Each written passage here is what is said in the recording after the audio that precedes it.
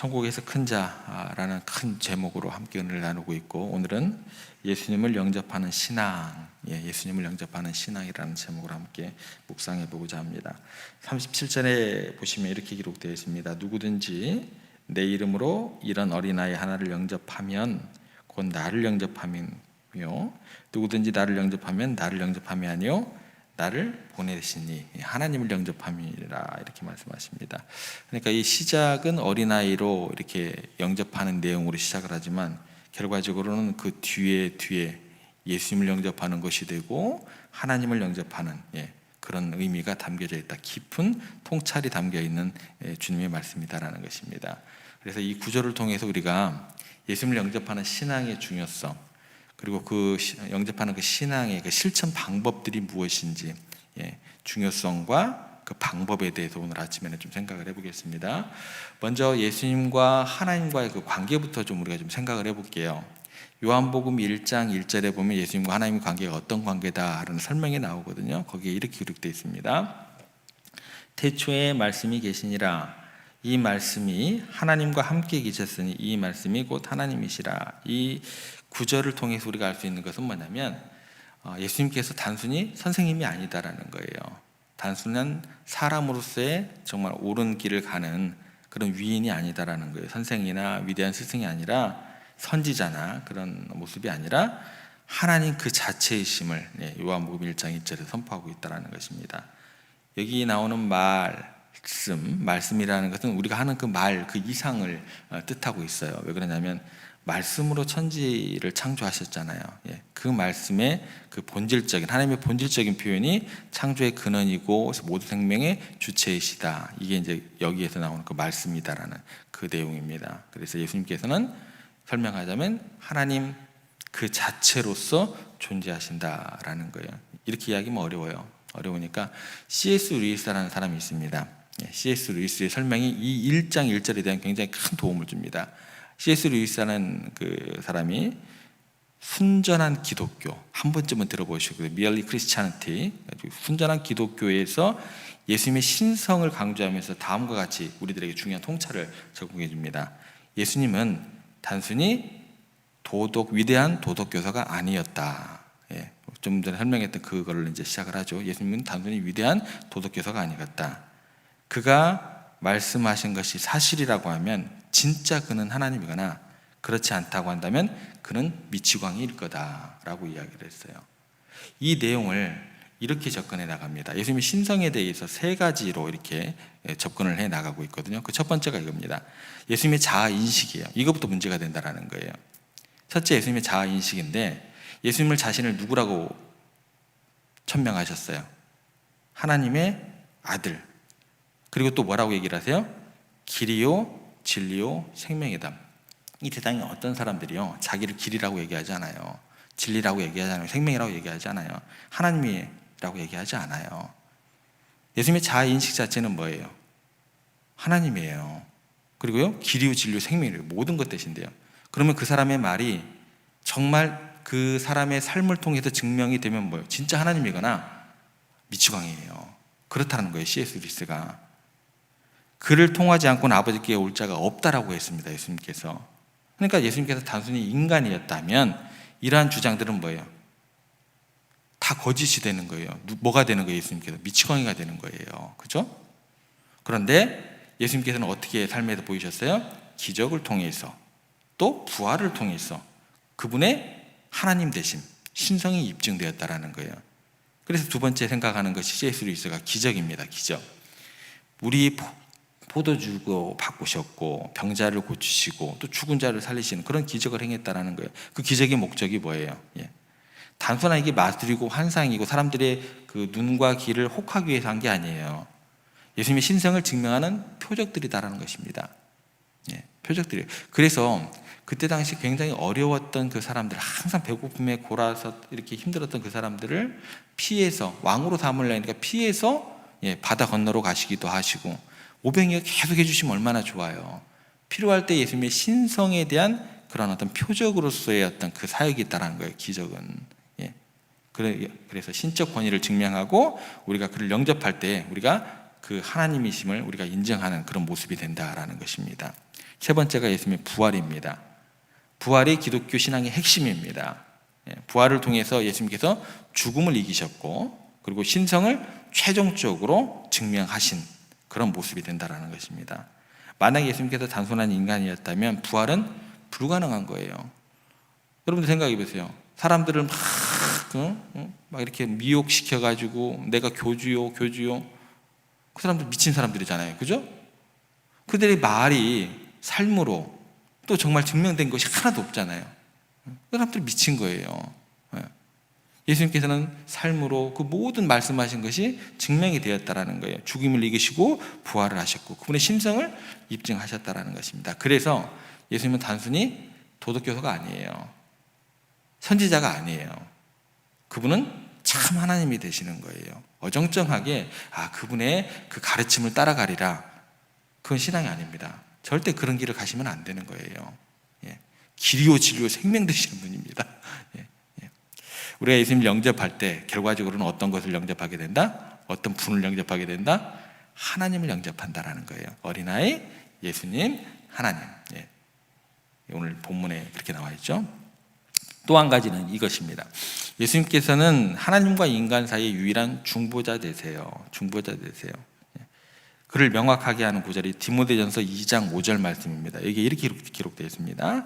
하나님은 한 분이시요 또 하나님과 사람 사이의 중보자도 한 분이시니 곧 사람이신 그리스도 예수라. 그러니까 예수님을 통해서만 하나님께 나아갈 수 있다는 거예요. 다른 길은 없다라는 거예요. 그러니까 예수님 우리 죄를 대신해서 십자가에 못 박히시고 부활하심으로써 우리에게 영생을 약속하셨다.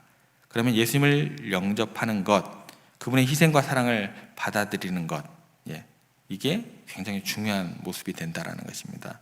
그래서 예수님을 영접하는 것은 뭐냐면 단순히 좋은 사람, 위대한 사람을 따르는 것이 아니고 뭐예요? 온전히 하나님과의 관계가 회복이 되는 것을 의미하는 그런 것이 되는 거예요. 그러면 이제 방법에 대해서 좀 생각을 해봐야겠죠. 예수님을 영접한다라는 것, 구체적으로 어떤 의미가 있느냐라는 그 얘기부터 좀 해볼게요. 내가 곧 길이요 진리요 생명이니 나로 말미암지 않고는 아버지께로 올 자가 없느니라. 예수님을 영접하는 것 자체는 뭐냐면 단순히 우리가 배워서 막 이해가 돼서 인정합니다. 이런 지적인 동의가 아니에요. 감정적 경험, 막 뭔가가 이렇게 막 그잖아요. 무당들이 어때요? 막 구사다가 막 감정의 경험 막 이렇게 뛰잖아요. 그런 감정적 경험이 아니다라는 거예요. 그것을 넘어서는 것입니다. 영접하는 것은 뭐냐면 그분의 희생과 사랑을 온전히 받아들이는 거예요. 길이요 진리요 생명되는 그 모든 것에 대한 인정함이 되는 거예요. 잠깐 그런 게 아니다라는 것입니다. 반드시 좋아하는 사람을 따르는 것이 아니고 하나님과 온전한 그런 모습이 따르는 것처럼 우리의 삶의 보물로 우리의 마음의 온전한 기쁨으로 그분을 받아들이는 것, 그게 영접함이다라는 것입니다. 단순히 천국 가려고 천국에 띠게 얻으려고 하나님과의 관계 속에서 그런 것이 아니라 하나님과의 영원한 만족을 그 가운데서 누린다라는 것입니다. 그래서 우리의 삶의 근본적인 변화가 따라와야 된다라는 거예요. 그래서 실제로 예수님을 영접할 때 사도 바울은 이걸 뭐라고 얘기를 하냐면 고린도후서 5장 17절에서 이렇게 이야기합니다. 누구든지 그리스도 안에 있으면 새로운 피조물이라. 이전 것이 지나갔으니 보라 새 것이 되었다. 영접하는 것이 그냥 외적인 변화가 아니에요. 본질적인 정체성을 바꾸는 경험이다라는 거예요. 그래서 예수님을 영접할 때 우리는 새로운 정체성, 새로운 목적, 새로운 형제 자매 이런 큰 모습을 변화를 우리 가운데 이루게 된다는 것입니다. 그래서 영접하는 것 자체가 삶의 모든 영역에서 영향을 미치게 되어 있다는 것입니다. 더 구체적으로 이제 그럼 그 방법에 대해서 생각을 해볼게요. 다른 사람을 섬기고 사랑해야 된다는 게 그 방법의 첫 번째입니다. 예수님 영접하는 방법 자체가. 그래서 오늘 본문에 보면 37절에 어린아이를 영접하면 이렇게 나오죠. 예수님을 영접하는 것이고 예수님을 영접하는 것은 나가 아닌 하나님을 영접하는 것이다 라고 얘기를 하잖아요. 그리고 마태복음 25장 40절에도 이렇게 나옵니다. 내가 진실로 너희에게 이르노니 너희가 여기 내 형제 중에 지극히 작은 자 하나에게 한 것이 곧 내게 한 것이니라. 이 말씀은 뭐예요? 다른 사람들을 섬기고 사랑할 때 곧 예수님을 섬기고 사랑한다라고 직접 말씀하셨다라는 거예요. 그래서 우리는요, 매일의 삶 속에서 누구를 만나는 거예요? 예수님을 만나는 거예요. 예수님께서 막 위장하고 다니시는 거예요. 위장하고 다니시는 그 예수님을 우리가 만나는 거예요. 어떻게 위장을 하세요? 가난한 사람, 아픈 자, 옳지 않은 길로 가는 사람들, 또 외로운 사람들, 그런 모습으로 위장하고 다니는 그런 예수님께서 우리에게 다가오신다는 거예요. 그래서 우리가 일상생활 속에서 예수님을 영접할 수 있는지는 그 사람들을 어떻게 대하느냐라는 거예요. 제가 여기 처음에 왔을 때 어떤 장로님이 저에게 묻더라고요. 장신대, 제가 나온 게 광나루 장신이잖아요. 광나루 장신대가 무지개 동산입니까? 이러더라고요.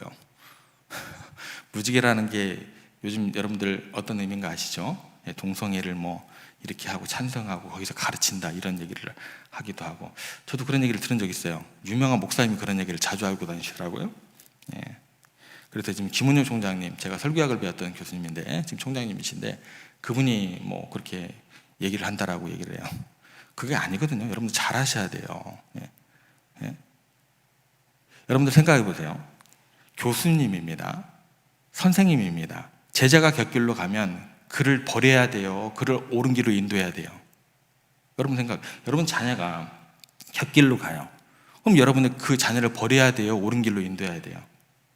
어떻게 해서든지 기도하고 또 가르치고 해가지고 옳은 길로 인도를 해야 되는 거잖아요. 그죠?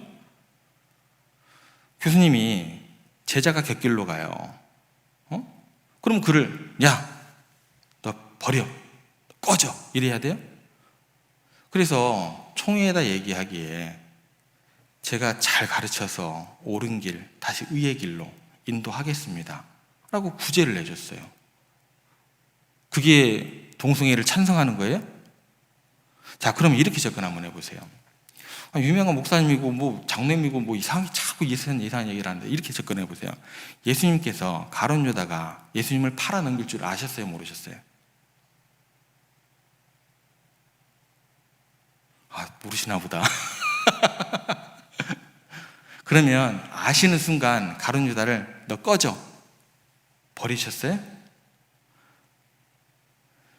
예수님께서 본인의 사랑을 가지고 어떻게 해서든지 옳은 길, 의의 길로 가르치시고 인도하시고, 그분은 예수님의 영역이에요. 그가 예수님을 팔아넘길지 안 팔아넘길지, 예수님을 온전히 또 사랑할지 사랑하지 않은 길로 갈지, 옳은 길로 갈지 곁길로 갈지는 누가 정하는 거예요? 가룟 유다가 정하는 거예요. 그럼 예수님이 가룟 유다 때문에 정말 나쁜 사람이 되는 거예요? 제가 이런 얘기를 그 장로님께 그때는 못했어요. 너무 시간이 없어서. 새벽기도 오는 분들은 이제 더 깊게 하셔야 돼요. 말씀들에 대해서 그냥 수박 겉핥기식으로 하시면 안 된다는 것입니다. 매일매일의 삶에서 누구를 만나는 거예요? 위장된 예수님을 만나는 거예요. 매일매일의 삶에서 연약한 사람, 곁길로 가는 사람, 그 사람을 어떤 게 있든지 옳은 길로 인도해야 되는 거잖아요. 예수님도 그러셨고. 그게 옳다라는 것입니다. 여기서 잘못된 이야기를 듣고 뭐 이게 이거래, 유명한 목사님들이 막 하는 얘기 듣고 막 이게 이거래, 장신대가 막 그렇대. 그 유명한 목사님은 제가 봤을 때는 그 어떤 잘못된 길을 가면서도 듣고 나서도 그분도 그 길로 가고 있어요. 그 길에 대한 것들에 대한 공격을 받다 보니까 그렇게 선지동산을 그렇게 공격을 하더라고요. 그래서 그 유명한 목사님들의 말씀이 옳거니 하니까 막 장로님들까지도 막 거기에 막 현혹돼가지고 장신대가 막 그런 것처럼. 장신대 그런 것 아닙니다. 제가 장신대 들어갈 때만 해도 저 정말 열심히 해서 공부하고 들어갔던 데고, 그 교수님들 몇몇은요 부족함이 없는 분이세요. 보통 그 장신대 교수님들이 독일이나 미국으로 유학을 가세요. 독일에서 전설적인 존재들이세요. 우리 한국 같은 그런 교수님들 공부할 때처럼 그런 분들 못 봤대요. 그 정도로 하나님 앞에서 성실하고 겸실한 분들입니다. 그냥 그만하겠습니다. 매일 예수님을 만난다. 매일 예수님을 만난다라는 거예요. 위장된 모습으로. 곁길로 가는 사람도 옳은 길로 인도할 수 있는 우리가 되어야 되는 것이고, 그러다가 우리의 능력 바뀌면 하나님께서 고쳐주시겠죠. 그래도 하나님께서도 그 마음 가지고 기다리고 계시다가 그가 옳은 길 아닌 곁길로 가면 그 곁길로 가는 그 악한 역사를 통해서도 거룩한 구원의 사역, 예수님의 십자가와 부활의 사역, 최후 승리를 우리 가운데 안겨주시는 분이다라는 것입니다. 이 영역까지 생각하셨으면 좋겠어요. 이 영역은 나중에 좀 설명을 드릴게요. 두 번째, 우리가 예수님 영접하는 방법은 뭐냐면 말씀을 잘 따르는 거예요. 요한복음 8장 31절에 보면 너희가 내 말에 거하면 참으로 내 제자가 되고, 예수님을 영접하는 것이 단순히 감정적인 경험만 하면 안 된다는 것입니다. 실제적인 삶의 변화를 수반해야 함을 보여줍니다. 그래서 우리가 새벽마다 나와서 말씀의 양식을 먹고 그것을 먹고 살아가는 것 굉장히 중요하다는 것입니다. 성경을 통해야만 예수님의 마음을 알게 되고 그분의 뜻을 따르게 된다는 거예요. 저는 그 길을 인도하는, 조금 더 공부하고 연구해서 그 길을 옳은 길로 인도하기 위해 노력하는 한 사람에 불과하다는 거예요. 성경을 읽고 묵상하는 것이 예수님의 영접하는 가장 중요한 방법을 꼭 기억하시기 바랍니다. 항상 이 새벽의 자리에 잊지 마시고 지키세요. 세 번째는 뭐냐면 기도입니다. 기도를 통한 영접하는 방법입니다. 마태복음 7장 7절에 보면 구하라 그리하면 너에게 주실 것이요 찾으라 그러면 찾을 것이요 문을 두드리라 그러면 너희에게 열릴 것이니, 이 내용 자체를 우리의 필요를 충족시켜주는 하나님, 이런 것으로 생각하시면 안 돼요. 여러분, 내가 구했을 때 주시고 찾을 때 찾게 하시고 문을 두드리라 할 때 열리게 하시면 그분과 나는 어떤 관계가 될까요? 여러분들과 자녀들이 아빠 뭐 해주세요 그럼 해주고 찾아라 찾아주고, 그러면 아빠하고 자녀는 뭐예요? 진짜 뗄래야 뗄 수 없는 부자지간이 되는 거잖아요. 우리 저하고 아들은 그런 거 하지는 않고 모자 관계가 되는 거잖아요. 그죠? 그 관계성입니다. 그냥 단순하게 그냥 구하니까 두드리니까 찾으니까 찾을 거야, 거기에서 머물면 안 된다라는 거예요. 기도를 통해서 우리의 마음은 열리는 거예요. 이런 하나님이야, 이런 하나님이야. 그리고 결과적으로는 어떻게 돼요? 구하고 찾고 두드리다 보니까 하나씩 뭔가가 하나님의 뜻 가운데 이루어진 걸 보니까 나의 삶을 온전히 맡겨버리게 되는 거예요. 여기까지가 연결이 되는 거예요. 구절이 구하고 찾고 두드리면 안 될 것이 없습니다, 이게 끝이 아니다라는 거예요. 설교 말씀 자체가. 기도를 통해서 예수님과 직접적으로 교제할 수 있는 그 은혜의 풍성함이 있다는 것입니다. 기도를 통해서 어떻게 우리의 마음을 막 열어드리는 거예요. 그래서 열어드리니까 어떻게 돼요? 우리의 삶 전체를 그분의 현존하심으로 가득 채우는 거예요. 영접함이 되는 거예요. 구하고 찾고 두드리라는 것을 어디에 탁 써있는 어떤 그런 것들처럼 구하래, 찾으래, 두드리래, 땡! 이렇게 하면 안 돼요. 절대 그러시면 안 됩니다. 그분의 어떤 그 모든 것들을 내 삶의 현존으로 채워야 된다는 거예요. 단순한 요청의 행위를 넘어서는 거예요. 넘어서서 친밀한 관계를 경험하는, 일상 속에서 예수님을 모시는 방법이 뭐예요? 기도입니다. 여러분들 그 기도 오늘처럼 항상 한결같이 하시기를 이렇게 주님의 이름으로 부탁을 드립니다. 좀 정리하겠습니다. 예수님을 영접하는 신앙은 우리의 삶의 모든 영역에 미치는 전인적인 경험입니다.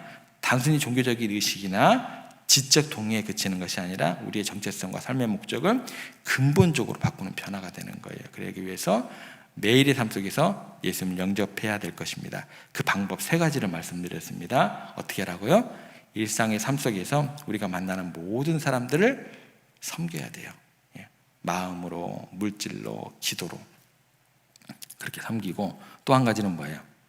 말씀을 여러분들처럼 항상 가까이 하는 그런 방법의 2번째가 되는 것이고, 3번째는 뭐예요? 여러분들처럼 항상 기도하면서 그 가운데 들어지는 기도의 응답을 통해서 더욱더 하나님을 전적으로 신뢰하게 되고, 그 하나님을 내 마음 가운데 영접함으로 내 삶이 하나님의 현존하심을 그런 증거하는 그런 삶이 될 수 있다는 것입니다. 이런 영접을 통해서 더욱 예수님을 닮아가기를 기도하겠습니다. 꼭 그렇게 되셔야 돼요. 요한복음 4장 15절 말씀으로 마무리하겠습니다. 누구든지 예수를 하나님의 아들이라 시인하면 하나님이 그 안에 거하시고 그도 하나님 안에 거하시느니라. 이 말씀처럼 우리가 예수님을 진정으로 영접할 때 우리는 하나님과 하나가 되는 거예요. 그리고 이것이 바로 우리 신앙의 궁극적 목적이자 가장 큰 축복이 되는 것입니다. 그렇게 우리가 이러한 축복을 날마다 경험하면서 살아가는 은혜가 넘치게 되기를, 특별히 오늘 하루 그 은혜 가운데 붙들리는 여러분들이 되시기를 주님의 이름으로 부탁을 드립니다.